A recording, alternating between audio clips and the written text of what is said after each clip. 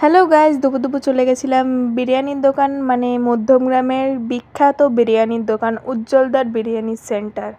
হ্যাঁ, আমরা এখানেই এসেছিলাম। আমরা থাকি মধ্যমগ্রামেই।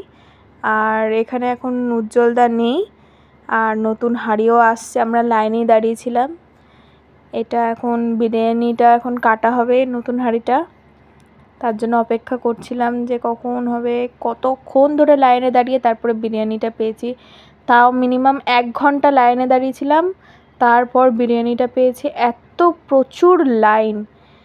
তো এখানে দেখতেই পাচ্ছ বিরিয়ানিটা হাঁড়ি খোলার সাথে সাথেই এত সুন্দর একটা স্মেল আসছিল না। উপরে কিন্তু কেসার দেওয়া ছিল, সত্যিকারের কেসারের পুরো যেই স্যাফরনের যেই এগুলো থাকে সেগুলো ছিল। আর তারপরে এখন কেটে নেওয়া হচ্ছে পরিষ্কার করে, আর তারপরে দেয়া হবে ঘি। এই যে এই বিরিয়ানির মধ্যে হাত দিয়ে দিয়ে তোলাটা, এটা আমার একটুখানি অফেন্ডেড লেগেছে। তারপরে এই ঘি দেওয়ার পালা। সত্যি 1 কেজি ঘি দেওয়া হচ্ছে, কোনো ডালডা কিংবা কিচ্ছু দেওয়া নেই। 1 কেজি অরিজিনালি ঘি দেওয়া হচ্ছে। আর তারপরে এত সুন্দর একটা স্মেল বেরোচ্ছিল গাইজ, যে কি বলবো।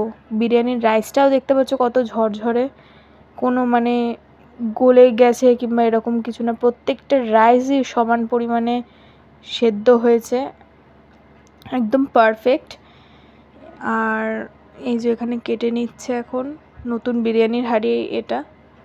এটা আমি তখন রাত 10টার সময় ভিডিও করছি, তখন লাইন দেখো কত দূর অবধি লাইন চলে গেছে বিরিয়ানি নেওয়ার জন্য।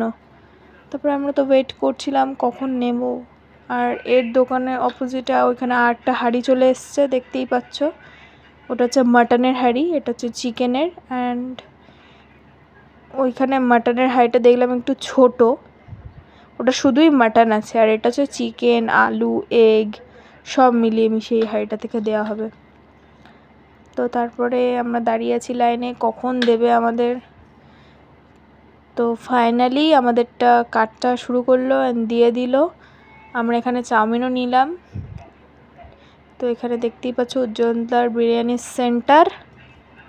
উজ্জ্বলদা ছিল না। এখানে চাউমিন নিয়ে আমরা চলে গেলাম বাড়ির দিকেও। আমাদের বাড়ি মধ্যমগ্রামেই। আর তারপরে রাত্রিবেলা খাওয়ার পালা। দেখে তো খুবই টেস্টি লাগছিল, কোয়ান্টিটিও ঠিক ছিল। ওখানে আনলিমিটেড, বসে খেলে পুরো আনলিমিটেড। আমরা বসে খাইনি, যেহেতু বাড়িতে নিয়ে এসেছি, সেই অনুযায়ী কোয়ান্টিটি ঠিকঠাকই আছে। তো তারপরে এখন এই যে আমরা বেড়ে নিচ্ছি রাইসটাকে। দেখো গাইজ রাইসটা, আর আলুটাও বড় ছিল অনেক। দেখো, দেখতেই পাচ্ছ। টাটা।